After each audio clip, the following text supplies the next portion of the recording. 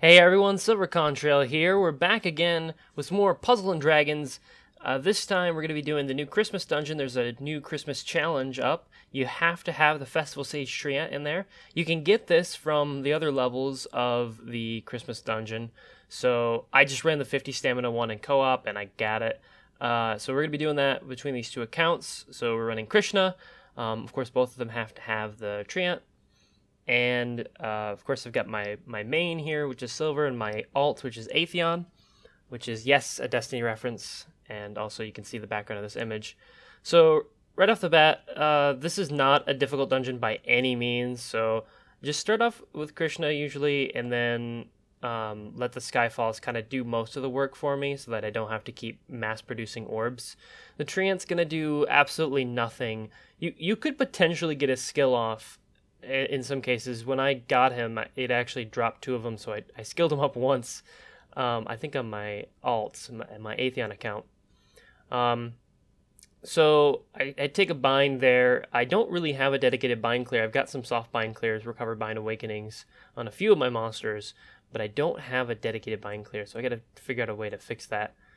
So I apologize for it being dark. I don't have a way to record my iPhone. I've got like an iPhone 4S, 5S, whichever was the first one that had Siri in it, that I've had for years, and I never got rid of it. And so then I use my Samsung Galaxy S6 as my main phone, and so yeah, just of course matching the fire orbs. I really like Krishna for co-op. It's really fun. The only thing that bugs me about my current lineup is that I don't have a lot of recovery, so I'm definitely not as tanky as I used to be, especially with because I'm used to Thori. I'm used to Saria and Thor, where I could recover a lot of damage. I can't really do that here. But again, so I'm taking some time delay, and he's got a 50% shield, but I have more than enough red orbs to go and just have my way with this field. I recently added the Red Star Angel to my alt team, which I rolled during the Godfest, and I was pretty happy with that. It's okay. Making hard orbs is always appreciated on a team that does want to do some stalling and does want to be tanky. So I also still have some leftover stuff that I wish I could drop, but I don't have any other options. Right now, the Treant's taking the place of the Beach Goemon, which has a useless active that I never use because it's more likely to get me killed than do anything. And then in this team, the Treant is replacing a Leyland. Not her Awoken form. I'm using her form with the God Killer and the Dragon Killer. I don't know why, really. I'm wondering if maybe it is just better to go for her Awoken form, but which would be no problem for me to get. It's just a matter of, like, do I want to run something with those two Killer Awakenings? I just have a feeling, like, once I take this team into Arena 1, I'm going to appreciate that. But we'll see. So again, just kind of clearing my way through pretty much everything. Nothing much to mention here.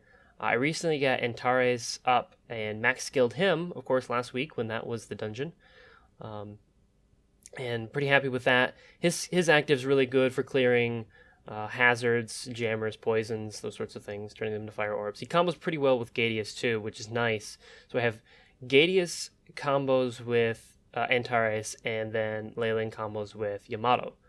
So it all works out in the end. Yamato is amazing, and I'm really glad that I have him. I believe I max skilled him last night, so that was good, because there were a lot of rare monster infestations, and I was really chugging away at that.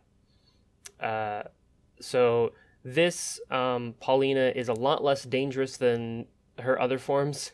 Certainly, I have bad memories of her in the Mirror Descended, but in this version, she's mostly a pushover, so it doesn't really make a difference. And she gets swept aside. And finally, onto the boss battle. Christmas Hera here has nothing threatening. Again, this is not a tough dungeon, but I did want to show off this little bit of gameplay that I was going to have this morning, and have a little bit of a look at Krishna. I do want to put together a video about Krishna and kind of compare it to the Thor Saria teams that I'm used to running, because I think it's really interesting how those two teams come together. And I might do a mirror descended guide with Krishna, although it's not terribly difficult. And so there it is. Of course, the reward for this is a pre-draw, so you get 3,000 monster points for that. Not too bad. And of course, a bunch of drops for the Christmas stuff if you've got them. In my case, I don't. I rolled 2 silvers, one on both accounts, so I just need the menaces, which I'm already using for the Wedding Echidna. So thank you guys for watching, and until next time then.